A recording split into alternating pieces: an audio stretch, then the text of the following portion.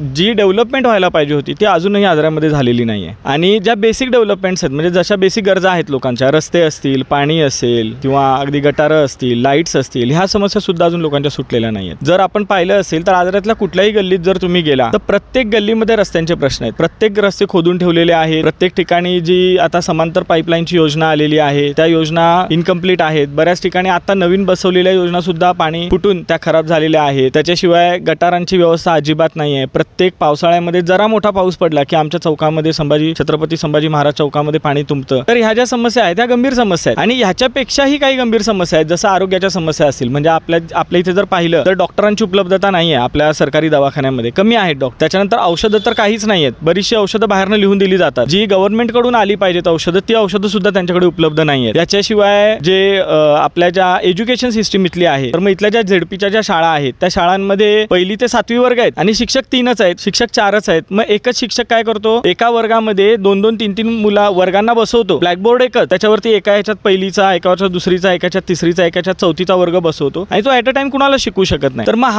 ही समस्या आमच्या इथे आजऱ्यामध्ये आहे। अंगणवाड्यांची परिस्थिती गंभीर आहे। आणि ह्याच्याशिवाय बाकी जे एज्युकेशन मुलांना मिळालं पाहिजे, ते एज्युकेशन म्हणजे त्यांचं प्रबोधन झालं पाहिजे, त्यांना योग्य मार्ग मिळाला पाहिजे, तर त्याच्यासाठी कुठल्याही उपाययोजना आमच्या आजऱ्याच्या नगरपंचायतीच्या वतीने आत्तापर्यंत झालेल्या नाही आहेत।